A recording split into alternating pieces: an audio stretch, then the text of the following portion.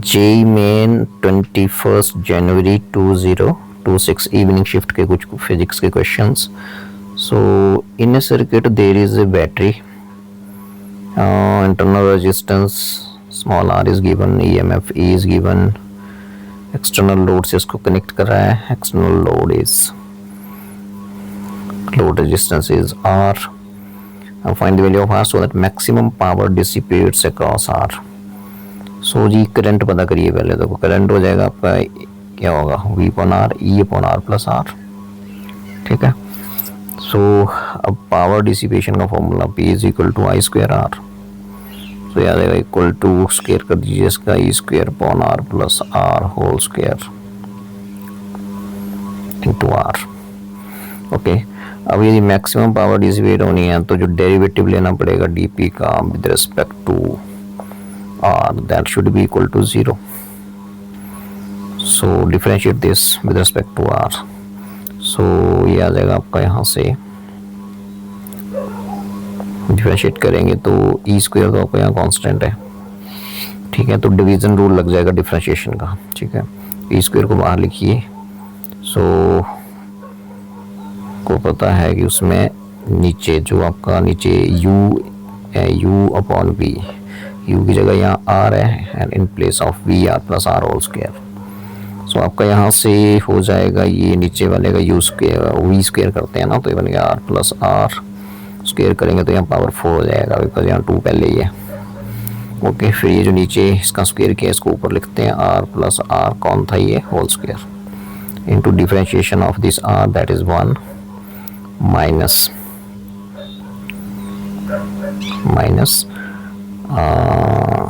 इसका डिफरेंशिएशन. इसका डिफरेंशिएशन क्या हो जाएगा 2 इंटू आर प्लस आर. ठीक है. और इंटू आर. तो ये जो फॉर्मूला होता है वो होता है बेसिकली वी स्क्वायर यदि D upon this U upon V आपने पढ़ा होगा. ये तो डेरिवेटिव हम लेते हैं ना, तो V square V into derivative of U minus derivative U को ऐसे लिख दो डेरिवेटिव ऑफ वी. वो वाला फॉर्मूला हमने लगाया इसमें और कुछ नहीं किया. तो यहाँ से बिल्कुल सिंपल ये बन गया. अब यहाँ से देखिए इसको अभी सॉल्व भी करना है, आगे कुछ नहीं करना है. सो ये बन जाएगा आपका. देखो यहाँ से ये इज इक्वल टू 0. ओके. सो यहाँ से यही बचा भाई. ये क्या बचा बोलो, आर प्लस आर. यदि मैं यहाँ कॉमन ले लेता हूँ तो अंदर क्या बचेगा 1 माइनस 2r. 1 नहीं सॉरी एक ही कॉमन लिया तो आर प्लस आर एक बचेगा और माइनस क्या बचेगा कॉमन है 2r. So that is equal to 0. तो जी आपके पास आ जाएगा आर प्लस आर. ये बन गया आपका are minus 2r plus R हो गया minus R. So that is equal to 0 और R minus are is equal to 0. इसके प्रोडक्ट को 0 होना है तो इसको 0 होना पड़ेगा बिकॉज यदि ये 0 हो गया तो R is equal to minus R हो जाएगा, रेजिस्टेंस नेगेटिव हो जाएगा. तो ये 0 नहीं हो सकता. ये आर प्लस आर किसको 0 होना पड़ेगा, r minus are is equal to 0. So यहाँ से जो एक्सटर्नल रेजिस्टेंस है that should be equal to internal resistance. So ये ऑप्शन 1. ठीक है जी. अब देखते हैं क्वेश्चन नेक्स्ट. सो ये था क्वेश्चन आपका प्रिज्म के ऊपर. तो रिफ्रैक्टिव इंडेक्स दिया है प्रिज्म का. What should be the angle of incidence निकालना है आपको, आई निकालना है. So emergent rays grazes out of the surface. तो वही कुछ ऐसे जैसे बोल रहा है ये ऐसे, और जो इमर्जेंट रे आपकी वो बिल्कुल ऐसे ग्रीज कर रही है सरफेस को ऐसे. ठीक है. ऐसे आ रही है ऐसे. तो यदि मैं यहाँ पे यदि 90 डिग्री ड्रॉ करता हूँ नॉर्मल, तो फिर जो एंगल ऑफ इमर्जेंस है ये आपका 90 डिग्री बिकॉज आपकी इमर्जेंट रे ग्रेज कर रही है सरफेस को. So as you know that this is angle of prism, this is R1, this is R2 and this is I निकालना टारगेट है हमारा. ओके. सो यदि मैं आगे बढ़ता हूँ तो यहाँ से देखिए स्नेल्स लॉ लगा देते हैं भी, है ना। स्नेल्स लॉ लगाएंगे हम, इसको पॉइंट्स के नाम रख लेते हैं O A B D, ठीक है। सो यहाँ से यदि मैं स्नेल्स लॉ पॉइंट बी पे लगाते हैं एट पॉइंट बी, तो वो क्या बोलता है, रिफ्रैक्टिव इंडेक्स दिया √2, मटेरियल ऑफ द प्रिज्म का refractive index is given, this is √2। So at point B लगाएंगे this Snell's law, so we will have that refractive index √2 into sine of angle is R2 is equal to refractive index, इधर vacuum है तो इसका 1 into sine of angle of emergence, ये लग गया। Because यहाँ E जो है वो 90 है, so you will get sin R2 is equal to 1/√2, नीचे आ गया, और ये sin 90। So what you will get now, you will get now sin R2 is equal to sin 91 होता है, it is 1/√2, and you can write sin 45 degree because 1/√2 is 45, so R2 यहाँ से हो गया 45 degree। अब R2 यदि 45 है तो as you know that this angle of prism is equal to sum of these two angles, means R1 plus R2, the sum of these two is A, and this prism is 45 degree, so A 45, so this is 90, angle of prism is 90, so यहाँ से R1 is 90 minus R2 is 45, so R1 आपका आ गया यहाँ से 45 degree, ये angle आपको पता लग गया, ठीक है। अब स्नेल्स लॉ पॉइंट ए पे लगा दीजिए, तो वो क्या बोलता है, वैक्यूम का रिफ्रैक्टिव इंडेक्स 1 है, इधर भी 1 नहीं था, अंदर वाले मटेरियल का √2 है, so 1 into sin I, and that is equal to अंदर वाले मटेरियल का refractive index √2 into sin of angle R1 is 45, so sin of I is equal to √2 sin 45, and sin of angle I is equal to √2 sin 45 is √2 1/√2, so you will get sin I is equal to 1, and as you know sin 91, so I is equal to 90 degree। So yes, answer the question, option 1 is correct। So let me move on to the next question। So this was your next question, okay। So this question says that a block of mass m is at rest, ये आपका block mass m with respect to hollow cylinder which is rotating with angular speed omega। So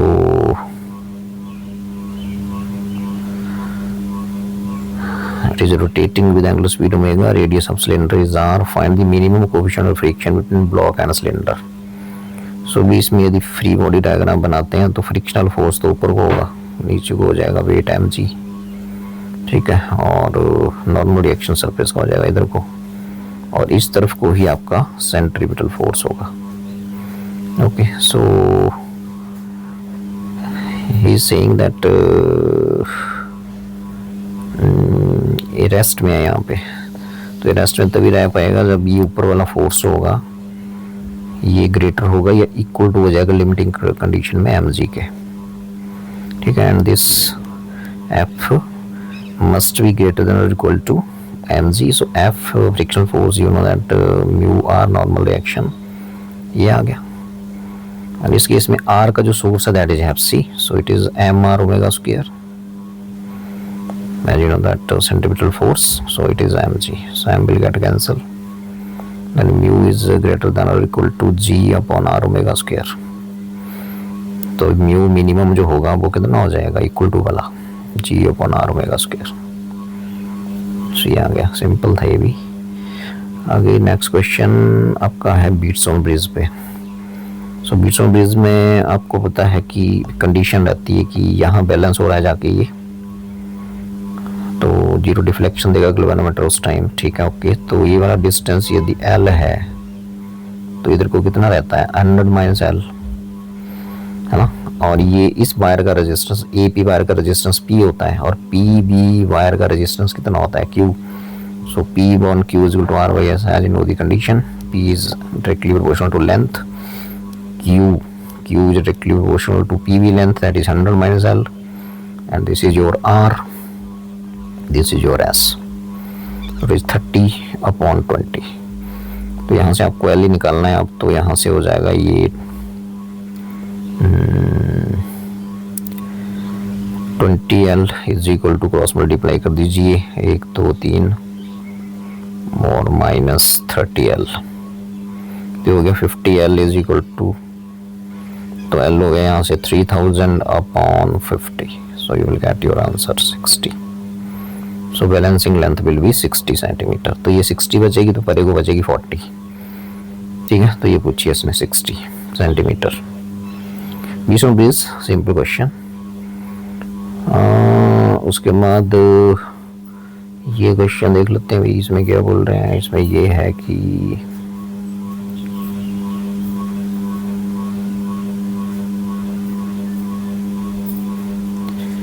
ये question ये बोला कि to spheres having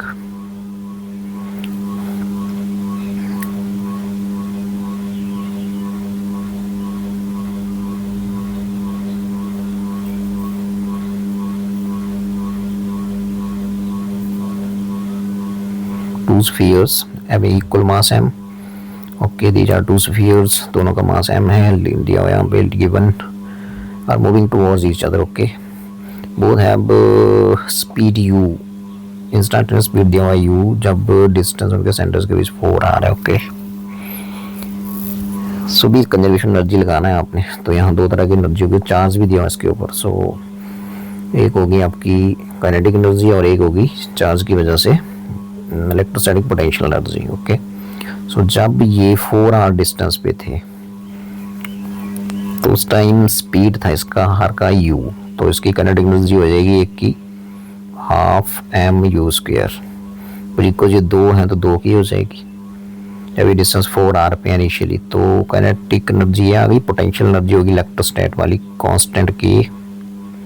charge कितना है q. ठीक है, दोनों का चार्ज सेम है. q इंटू क्यू हो गया q² अपॉन डिस्टेंस कितना है दोनों के बीच शुरू में 4r. सो ये हो गई आपकी इलेक्ट्रोस्टैटिक पोटेंशियल एनर्जी. ठीक है, अब भी बिकॉज ये एक दूसरे की तरफ मूव कर रहे हैं, they are moving towards each other. So जब ये दोनों टच हो जाएंगे तो उन्होंने बोला सो टच हो गए तो डिस्टेंस जो है इनके बीच कितना बचेगा. बिकॉज यहाँ से यहाँ तक आ रहे हैं, यहाँ से यहाँ तक भी आ रहे हैं. तो जब ये टच हो गए तो फिर सेंटर्स के बीच का डिस्टेंस होगा 2r. तो फिर आपने यहाँ पे 2r कर देना है. जब ये टच हो गए तो फाइनल वेलोसिटी तो 0 हो गया. तो काइनेटिक एनर्जी भी दोनों का 0 हो गया प्लस. अब टच होने के बाद इनके बीच का डिस्टेंस कितना बचा है 2r. ठीक है, 2r बचा है. तो फिर यहाँ आपने जो पोटेंशियल एनर्जी होगी that will be electrostatic potential energy and that will be 2r. ये आ गया. तो 2 से 2 कैंसिल हो गया. So this is initial total energy, this is final total energy.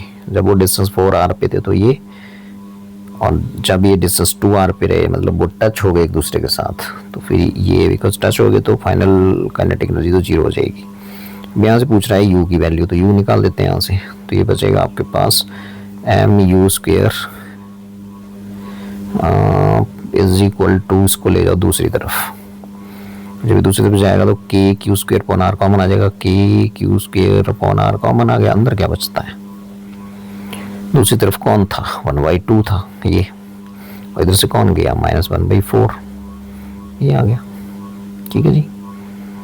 सो यहाँ से फिर आपके पास u² हो जाएगा. यहाँ से k² अपॉन ये m आएगा नीचे को mr, और हाफ में से जाएगा 1/4 तो 1/4 ही रह जाएगा. तो यहाँ से u हो जाएगा √ ये सारे का. ठीक है, तो जाएगा k²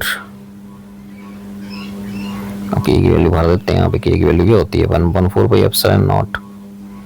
ठीक है जी, q². ओके, mr ठीक है। और कितना आएगा ये देखो, कहीं भी गड़बड़ तो नहीं हुआ। 4r ठीक है, 1/2 माइनस 1/4 ओके, तो 1/2 माइनस 1/4 बिल्कुल ठीक। और जो 16 यहाँ पे एक 4 भी है, लो जी। सो आपके पास ये u हो जाएगा यहाँ से u स्क्वायर अपॉन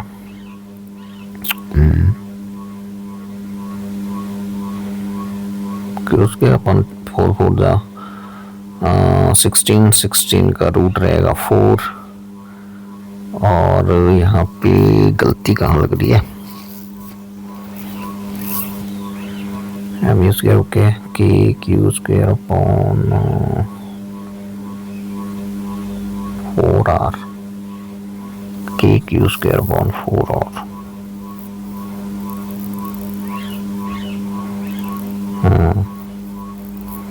प्लस से यहाँ से आ जाएगा Q square upon 4 pi epsilon naught M R square. तो ये बन गया 16 4, वैसे बाहर आ गया, अंदर क्या बचा यहाँ पे,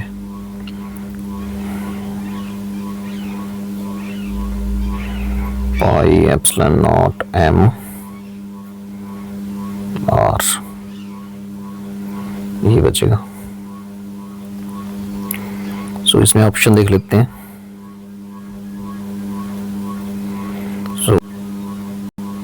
सो इसमें ऑप्शन यदि हम देखें तो बिकॉज इसने 16 को अंदर ही रखा है ना, जब इसने 16 को अंदर ही रखा है तो फिर हमें यहाँ क्या करना है, इसका रूट लेने की आवश्यकता ही नहीं है। तो जैसे वो डिमांड कर रहा है ना आंसर को, वैसे लिख देते हैं। तो आपके पास ये बच गया, देखो बच्चों, क्यू स्क्वायर अपॉन 4 4 जा 16 pi epsilon naught M R, सारे का अंडर रूट ये। तो ऑप्शन बी इज करेक्ट। तो इसमें सिर्फ कंजर्वेशन ऑफ एनर्जी पे क्वेश्चन था। Total initial energy is equal to total final energy, उसके ऊपर ये लग गया। ठीक है। सो यदि हम आगे बढ़ते हैं तो ये है क्वेश्चन, आरएमएस स्पीड दी हुई है भाई, इसमें दोनों की दी जा रही है सेम, एक H2 है एक O2 ओके। एक टेम्परेचर ऑफ O2 जितना, तो भाई जो आपकी रूट में स्क्वायर वेलोसिटी रहती है वो रहती है 3RT/m, बिल्कुल सिंपल।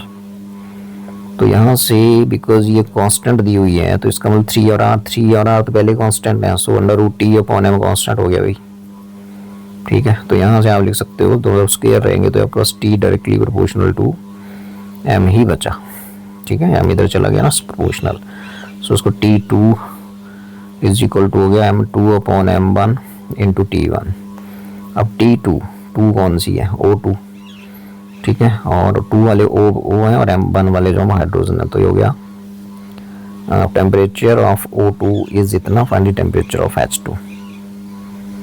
अच्छा H2 को यदि मैं 1 बोलता हूँ ना, तो यहाँ से T1 ले लो, M1 M2 कर लो, तो ये गया T2, लिख सकते हैं ना ऐसे।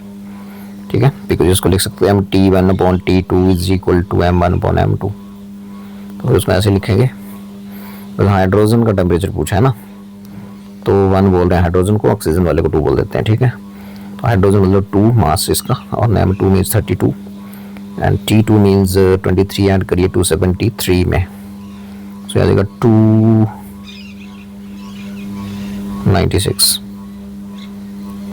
ठीक है जी, तो ये बचेगा 16 और ये बचेगा 4 7 28 4 के 16 हो जाएगा। ठीक है, कम 4 3, तो ये आपके पास 18.5, 2 से काट दीजिए, 37/2 का मतलब क्या होता है 18.2, 18.5 केल्विन। तो ये आ गया यहाँ से, सिंपल ही था बिकॉज उसमें रूट मीन स्क्वायर जो स्पीड थी वो तो कांस्टेंट है, कांस्टेंट तो फिर फॉर्मूले में ये चीज़ कांस्टेंट हो जाएगी। कांस्टेंट इसका 1 2 बना दीजिए, और हाइड्रोजन को 1 बोल के ऑक्सीजन को 2 बोल के इसका टेम्परेचर जो हाइड्रोजन का वही आ जाएगा। Option 1 is correct.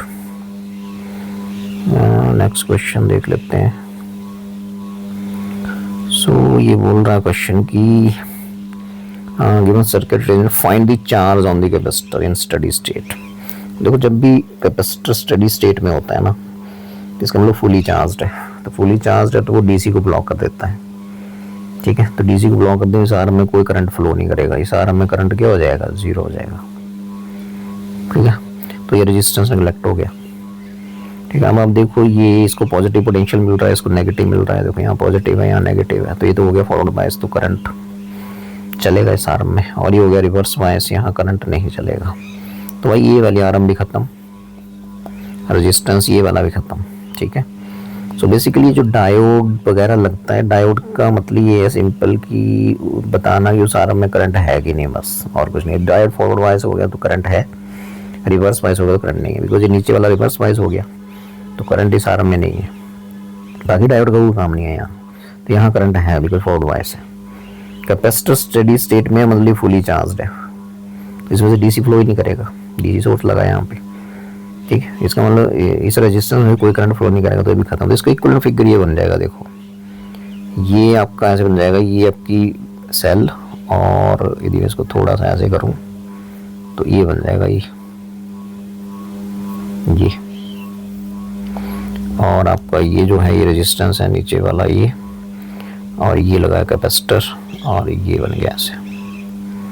ये 2.5 वोल्ट का सेल, ये 1 ओम रेजिस्टेंस है, और ये तो कैंसिल हो चुके हैं, ये बचा है सिर्फ ये वाला 3 ओम, तो ये है वो 3 ओम, और ये आपका कैपेसिटर है 5 माइक्रो फैरेड का ये, ठीक है। तो जितना पोटेंशियल डिफरेंस 3 ओम के क्रॉस होगा उतना ही 5 माइक्रो फैरेड के क्रॉस होगा, बिकॉज ये पैरेलल में कनेक्टेड है इसके साथ, ठीक है। तो करंट तो चलेगा ऐसे, ठीक है, वापसी होगी ऐसे, ओके। अब हम ये बोलना चाह रहे हैं कि पोटेंशियल डिफरेंस क्रॉस 3 ओम कितना होगा। अब तुम्हें पता ही है कि सीरीज में है दोनों, तो V1 क्या होता है, VR1 upon R1 plus R2, तो यह V मीन्स 2.5, R1 मीन्स 3 ओम जिसके क्रॉस पता करना है, अपॉन इन दोनों का सम 4, ठीक है जी। सो ये बन गया आपके पास, फ्रैक्शन में आंसर है तो इसको फ्रैक्शन बना ही लो, तो ये बन गया आपके पास 7.5 अपॉन 4, ये आ गया पोटेंशियल डिफरेंस। तो उतना ही पोटेंशियल डिफरेंस इसके क्रॉस होगा, तो चार्ज क्या होगा इसके ऊपर, Q is equal to CB1 हो जाएगा, मतलब so Q is equal to C 5 micro farad, 5 into micro को वैसे रहने दे रहा है, V1 की वैल्यू 7.5 अपॉन 4, ठीक है। सो यहाँ से आपका कितना आ जाएगा, ये ठीक लिखा ना, VR1 upon R1 plus R2, okay. Yes 3, ये वाला 3 है ना, और ये वाला 1, हाँ ठीक है। 4 75.4 भी ओके है, ठीक है, वोल्ट आ गया ये। सो यहाँ से because charge 5 micro, Q equal to CV, Q ही पूछा है ना, ठीक है, फाइंड द चार्ज पूछा, यस। तो यहाँ से कितना आ गया ये,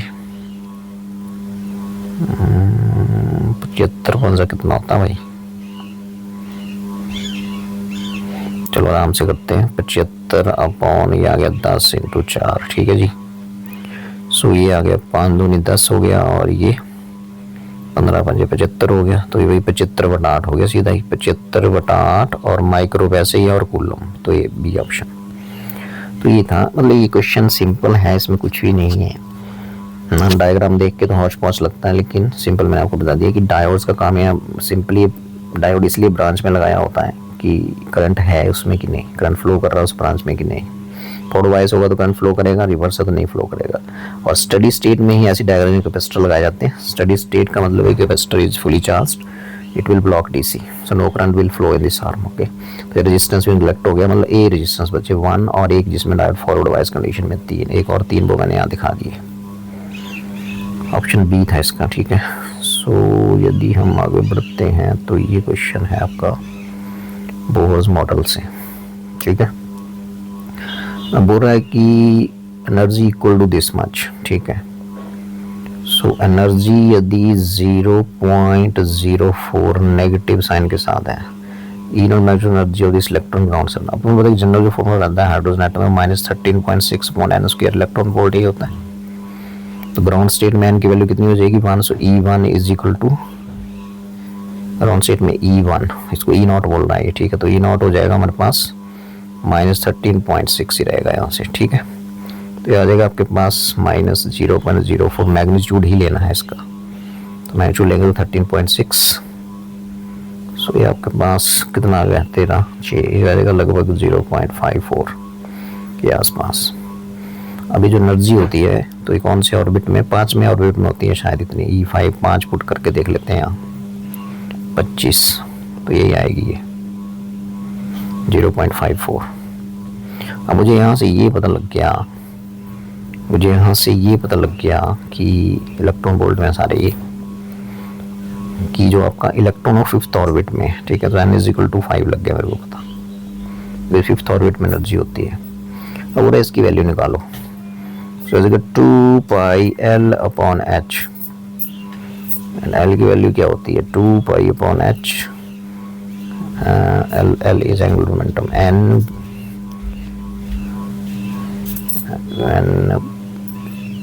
मोमेंटम ऑर्बिटल उसका होता है integral multiple of H upon 2 pi, so H upon 2 pi, L की वैल्यू पुट हो गई। सो यहाँ से यदि कैंसिल इसको कर दिया तो इज इक्वल टू n ही बचा, और n हम निकाल चुके हैं 5, सो इसका आ जाएगा 3rd।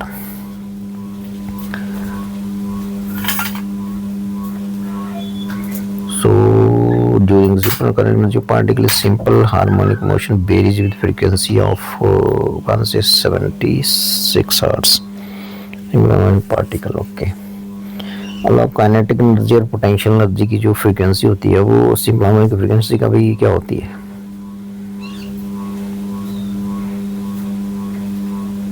डबल होती है, ठीक है। सो काइनेटिक एनर्जी और पोटेंशियल एनर्जी जो होती है ना, वो वेरी करती हैं, चेंज करती हैं, varies with double the frequency of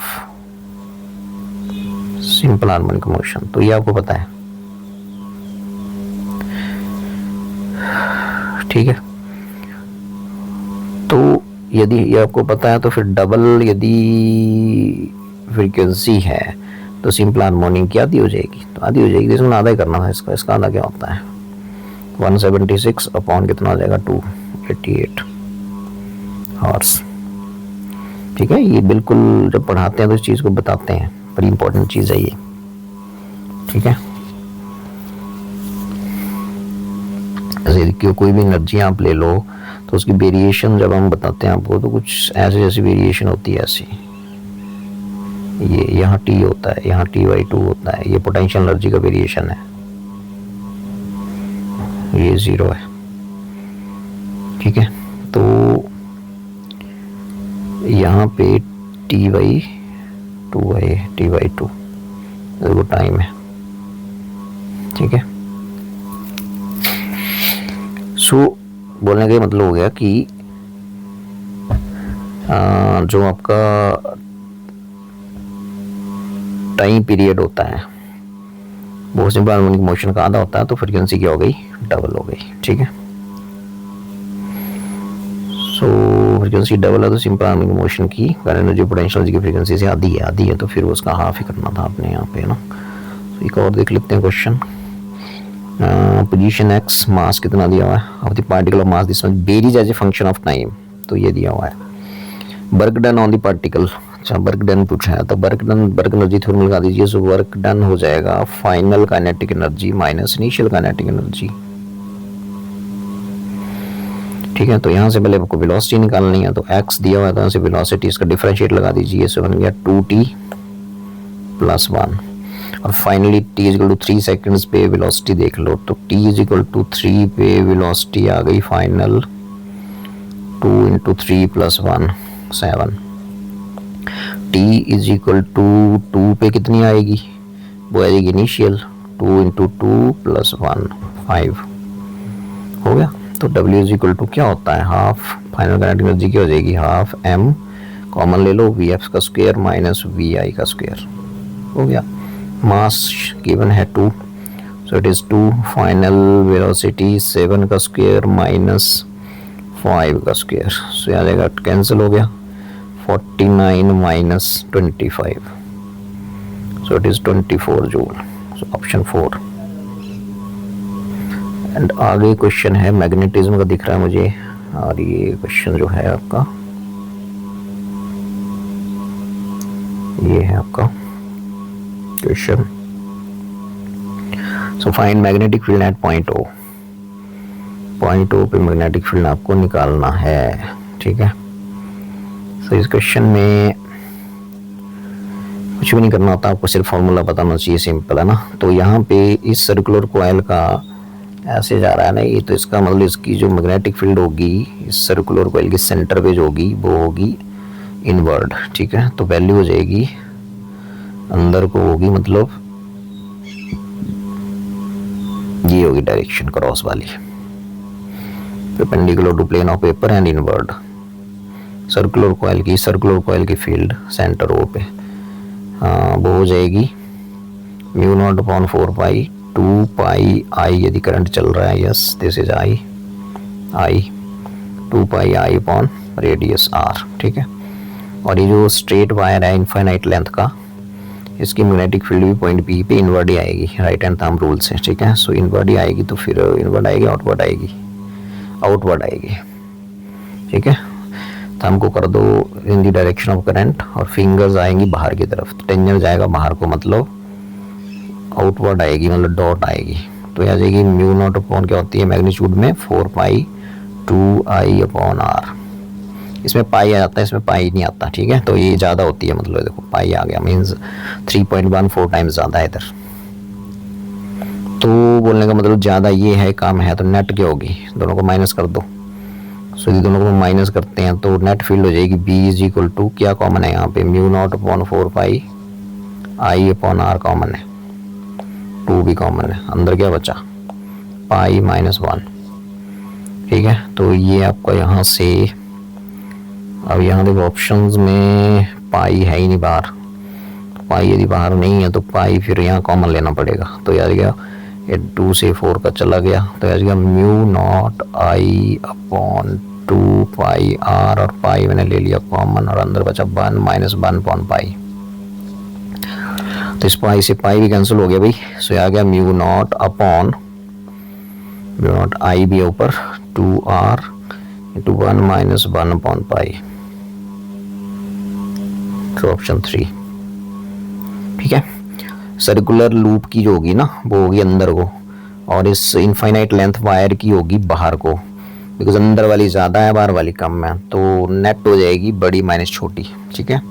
तो बड़ी कौन है, ये बड़ी है, ये छोटी है, दोनों को माइनस ही करना था, तो नेट ये आ जाएगी, ओके ऑप्शन 3 आ जाएगा इसका। उसके बाद ये क्वेश्चन था आपका राउंडिंग ऑफ का, ठीक है। तो इसमें कुछ नहीं है, एडिशन करेंगे इन दोनों का, 23.1 को जब मैं ऐड करूँगा 37.3 में, तो आपके पास ये आ जाएगा 60 पॉइंट। अब देखो ना इसमें सिग्निफिकेंट फिगर्स 3 हैं, इसमें 4 हैं, तो जो आंसर आएगा उसको राउंड ऑफ भी करना है, और जो मिनिमम वाला है वो लेना है। तो मिनिमम कौन है, 4 और 3 में 3, तो इसमें 3 सिग्निफिकेंट फिगर चाहिए आंसर में, तो इसका क्या होगा आंसर फिर 60.3 तक ही जाना पड़ेगा, ये पहला होगा इसका, ठीक है सिंपल। ये देख लेते हैं छोटा सा क्वेश्चन, और कंसीडर 2 स्टेटमेंट्स। तो इसमें मुझे पता है बाई DSC का है, यंग डबल एक्सपेरिमेंट, उसमें आपका जो बीटा रहता है fringe width lambda D upon small D. अब देख लेते हैं, distance between slit and screen is increased, slit और स्क्रीन के बीच का डिस्टेंस ये होता है, तो मतलब beta directly proportional to D. इसको तुम इंक्रीज करोगे तो बीटा भी बढ़ेगा, बिल्कुल ठीक, बीटा भी बढ़ेगा, फ्रिंज विड्थ आल्सो इंक्रीजेस, बिल्कुल ओके स्टेटमेंट है। If the wavelength of light used increases, wavelength के भी डायरेक्टली है भाई, वेवलेंथ के भी डायरेक्टली है, वेवलेंथ को इंक्रीज करोगे तो भाई बीटा भी बढ़ेगा, सो दोनों ही ठीक है, उसमें 1 and 2 आर करेक्ट, ओके। आगे है ये वाला, तो इसको देख लेते हैं।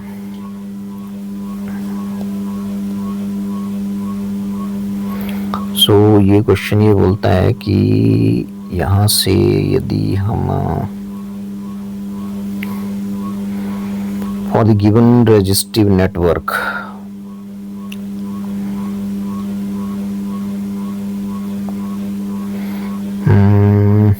Effective resistance across A B is X. अच्छा, इस सर्किट का इफेक्टिव रेजिस्टेंस ए बी के क्रॉस एक्स है, ठीक है, तो एक्स निकालो। ओके, तो ये दोनों गए अभी सीरीज में, तो इनका हो जाएगा 2R प्लस एक्स, और उसके साथ ही आर के साथ पैरेलल में है, ठीक है। तो ये बन जाएगा इसका फिगर ऐसे, देखो ये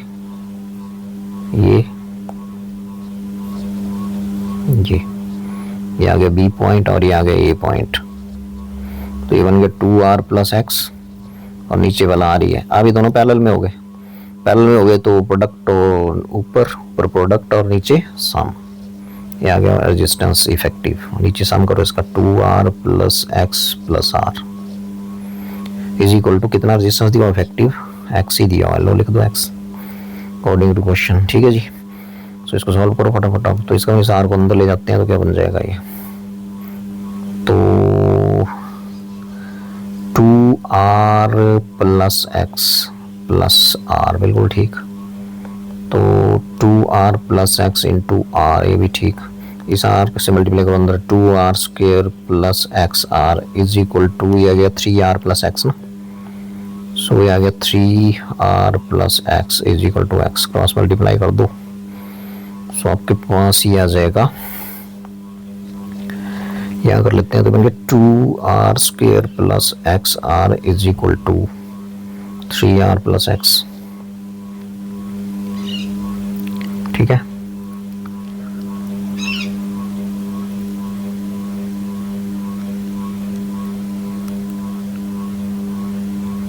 इंटू एक्स करोगे, मल्टीप्लाई करना है ना, तो बन गया 3RX प्लस एक्स स्क्वायर। तो इसको रीअरेंज करते हैं, 2R स्क्वायर प्लस आर जब अंदर जाएगा 2R square plus X are है, ठीक है, RX लिख देते हैं, ठीक है भाई। तो आ जाएगा आपके पास, देखो इसको सारे को परे ले जाओ इसको, तो ये बन गया पहली तरफ एक्स स्क्वायर है और कौन है 3RX है, ये जाएगा माइनस RX हो जाएगा और ये माइनस 2R स्क्वायर, क्वाड्रेटिक बन गई। So x square is equal to बन गया आपके पास 2RX माइनस 2R स्क्वायर, तो x square is equal to ये हो गया minus 2RX minus 2R square is equal to 0। इसमें देखना पड़ेगा कहीं गलती तो नहीं की हमने, 2R plus x into are, बिल्कुल ठीक, 2R square plus X are, ठीक है, और एक्स लिखना ज़्यादा अच्छा है। और यहाँ 2R प्लस आर 3R हो गया प्लस एक्स, ठीक है, एक्स स्क्वायर प्लस 3RX, बिल्कुल ठीक, 2R स्क्वायर प्लस RX, बिल्कुल ठीक, सारे को परे ले गए, 3RX x square plus 3RX, x square था ना परे, प्लस 3RX हो गया, ये दोनों यहाँ आए तो ये माइनस हो गया और ये भी माइनस हो गया, ठीक है। तो भाई एक्स स्क्वायर प्लस क्या बना अभी ये 2RX माइनस, ये बन गई क्वाड्रेटिक भाई, बिल्कुल ठीक। अब इस क्वाड्रेटिक को सॉल्व करना है भाई, कैलकुलेशन दे दी इसने, तो भाई कैलकुलेशन दे दी तो करनी पड़ेगी। तो यहाँ से देखो आप, तो एक्स हो जाएगा माइनस बी, मतलब माइनस ये वाला minus 2RX plus minus B square minus 4AC, B square करोगे तो 4R square x square minus 4AC करोगे तो 4 into 1 into minus 2R square, ये आ जाएगा अपॉन 2A, 2 इंटू 1, तो ये आ जाएगा, देख लो एक बार फिर, minus B minus 2R, x का को लिख दिया यहाँ माइनस 2R, ठीक है, plus minus B square minus 4AC, B square मतलब 4R स्क्वायर, ठीक है, 2R है ना in place of B, so 4R square, so minus 4AB minus 4A is 1, B is minus 2R square. अब ठीक हो गया, ये एक्स इज इक्वल टू यहाँ से देखो माइनस 2R प्लस माइनस, तो वही अंदर क्या बचा ये देखना है, 4R square minus into minus plus 12R square बचेगा अंदर अपॉन 2, तो भाई यहाँ से देख लेते हैं माइनस 2R प्लस माइनस, क्या मैं इसको 4 इंटू 3 लिख दूँ, yes you can write upon 2। अब क्या बचा, तो अब यहाँ से आपके पास x equal to minus 2R plus minus 4 का रूट 2 आ गया, 2 बाहर आ गया, अंदर बचा √3 और बचा r।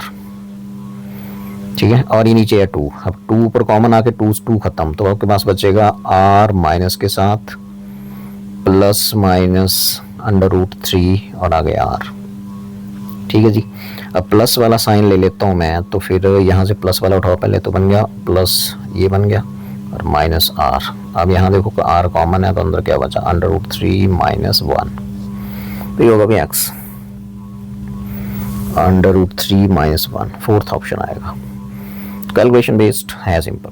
चलते हैं आगे, ये देख लेते हैं अगला क्वेश्चन। तो इस क्वेश्चन में सिंपल आपके पास थर्मोडायनेमिक्स से क्वेश्चन है, work done in isobaric process, है ना। सो आइसोबैरिक मींस प्रेशर कांस्टेंट। सो ये बोलना चाह रहा है कि क्या करो, एडियाबैटिक कांस्टेंट भी दिया हुआ है भाई, है ना 1.4। तो यहीं से लग रहा है पता कि डायटोमिक गैस मॉलिक्यूल है। सो डायटोमिक के लिए जो आपका डिग्रीज ऑफ फ्रीडम होता है 5, तो सी बी हो गया FR/2 होता है ना sir general formula, specific heat of gas at constant volume.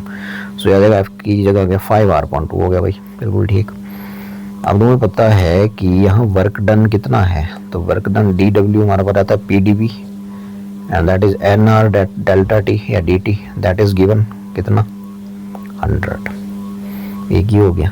ठीक है, अब आपको find the heat given to the gas, तो भाई हीट जो गिवन है वो कितनी होगी, वो होगी dQ is equal to n constant NCB dt। CB की वैल्यू पढ़ देते हैं। सो NCB हो गया 5R/2 dt, तो dQ हो गया यहाँ से, सारी चेंज इंटरनल एनर्जी निकाल रहा हूँ, du फर्स्ट क्लास थर्मोडायनेमिक्स लगेगा ना। सो आ जाएगा आपके पास 5/2 nR dt। अब nR dt तो 100 है, तो यहाँ मैं भर देता हूँ 5/2 × 100, तो आ गया 250 जूल। ठीक है, सो मतलब आपके पास देयरफॉर आपका जो हीट गिवन टू गैस होगी वो होगी thermodynamics first law du plus dw। du कितना भाई, du means 250 and dw given 100, so it will be 350 joule second. Okay, simple ही था। तो आगे बढ़ते हैं और देखते हैं ये क्या है। ये बोल रहा है कि 2 cars are moving parallel to each other. ठीक है, with velocity shown in figure. Okay, एक तरफ ही जा रही हैं दोनों, तो भी रिलेटिव वेलोसिटी ए की विद रिस्पेक्ट टू बी हो जाएगी 36 माइनस 72। ठीक है, मतलब बी ए बी होता है तो मुझे पता है कि जो भी दिया हो पहले जिसकी निकालनी है माइनस जिसके विद रिस्पेक्ट निकालनी है ना, तो ये हो जाएगी V A B is equal to -36। Magnitude लेना है तो ये आ गई। ठीक है, मैग्नीट्यूड लेंगे यदि तो फिर ये आ जाएगी 36। ठीक है, अब बोल रहा है कि इनिशियल सेपरेशन उनके बीच दी हुई है 10 metre. Find the angular momentum of A with respect to B, तो एंगुलर मोमेंटम ए का विद रिस्पेक्ट टू बी हो जाएगा MBR। So mass of A और velocity of A with respect to B into r. So ये आ जाएगा देखो m mass of A 36, mass of A कितना है भाई m ही है। ठीक है, और ये कितना है 36 और रेडियस ये बन जाएगा 10, तो ये बन जाएगा 3 कितना आ जाएगा भाई ये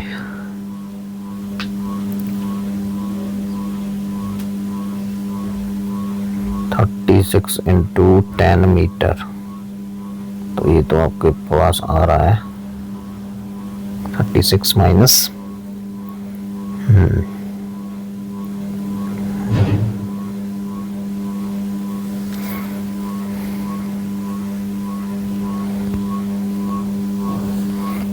36 और फिर डाटा में कुछ गड़बड़ तो नहीं है भाई। सो भाई यहाँ पे आंसर जो है वो है आपका मीटर में, और यहाँ जो वैल्यू हम भर रहे हैं वो रहे हैं किलोमीटर पर सेकंड में, तो उसके मीटर पर सेकंड भी बनाने पड़ने थे। सो इस किलोमीटर पर आर ना है, सो ये आएगा 36 इंटू 5/18 करोगे तो मीटर पर सेकंड बन जाएगा। तो ये 18 दूनी 36 हो गए, 10 होगा, मतलब ये 10 मीटर पर सेकेंड। तो तुम यहाँ 10 नहीं भरो सीधा, ठीक है, तो ये आ जाएगा 100 m। ये आ गया ऑप्शन 1, सिंपल। सो इस क्वेश्चन में एलसी सर्किट है भाई, चार्ज ऑन अ कैपेसिटर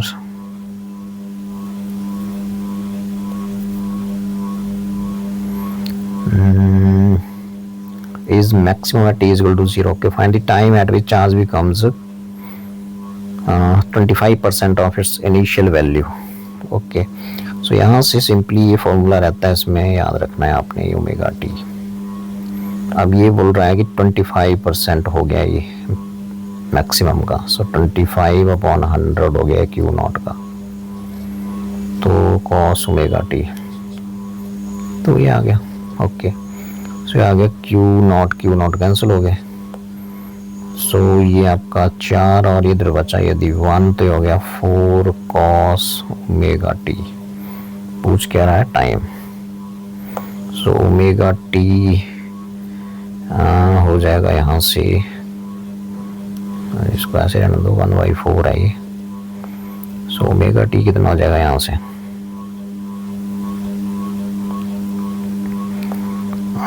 हो जाएगा कॉस इनवर्स 1/4। ओमेगा तुम्हें पता है 1/LC √ होता है, तो हो जाएगा कॉस इनवर्स 1/4, ठीक है। टी भी है, सो टी हो जाएगा यहाँ से √LC इधर आ जाएगा, LC कॉस इनवर्स 1/4, 1। सिंपली है, कुछ नहीं है इसमें। तो 18 में बोल रहा है कि ये boat crosses a river 200 metre wide. तो ये आपकी रिवर है, देखिए यहाँ पे ये है रिवर और ये इसकी बिर्थ है, ये आगे बिर्थ ये कितनी है 200 मीटर। ओके, तो velocity of river is 5 metre per second. Okay, river ऐसे फ्लो कर रही है 5 मीटर पर सेकेंड। ओके, अब ये बोल रहा है कि स्टिल वाटर में स्पीड जो है, velocity of boat in still water. Okay, तो स्टिल वाटर की वेलोसिटी 10 और रिवर की बिर्थ इतनी, तो क्रॉस करने के लिए टाइम क्या आ जाएगा, बिर्थ कितनी बटे वेलोसिटी कितनी। सो बिर्थ कितनी है 200 मीटर और स्टिल वाटर में बोट की वेलोसिटी 10, सो ये आ जाएगा आपके पास 20 सेकेंड। मतलब क्रॉस करना है इसको सीधे ऐसे, तो 20 सेकेंड लगेंगे, लेकिन रिवर तो फ्लो कर रही है, ठीक है। तो यहाँ से चलोगे तो फिर यहीं पहुँचोगे आके यहाँ, ठीक है। तो ये यहाँ, तो इसका मतलब टाइम 20 सेकेंड में ये डिस्प्लेसमेंट कितना हुआ, इसको बोल देता हूँ मैक्स, और ये आ गई विड्थ, ठीक है। सो डिस्प्लेसमेंट इन 20 सेकेंड्स हो जाएगा, डिस्प्लेसमेंट इन 20 सेकेंड्स कितना हो जाएगा, तो ये आ जाएगा x इज इक्वल टू कितना आ जाएगा, डिस्प्लेसमेंट होगा वेलोसिटी इनटू टाइम। सो 5 वेलोसिटी है इनटू टाइम 20 सेकेंड्स, सो आएगा आपका 100 मीटर, ठीक है। तो भाई ये 100 हो गया, ये इधर को आपका 200 है, तो ये होगा आपका जो नेट डिस्प्लेसमेंट होएगा। सो नेट डिस्प्लेसमेंट होगा find time to cross river and displacement of the boat. तो डिस्प्लेसमेंट ऑफ बोट हो जाएगा ये वाली लाइन, डिस्प्लेसमेंट ऑफ बोट हो जाएगा ये PQ,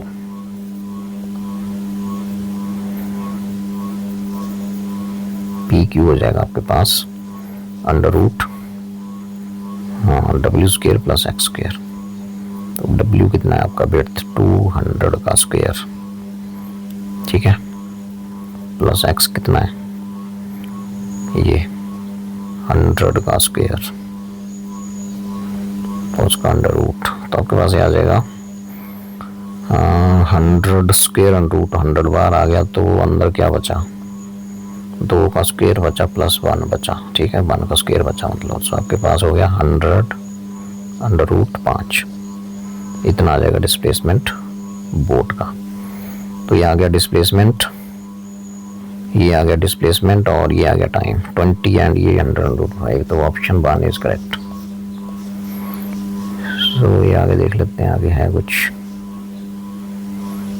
तो भाई यही था। सो ये था आपका 21 जनवरी 2026 इवनिंग शिफ्ट का कुछ फिजिक्स के क्वेश्चंस थे। Okay then.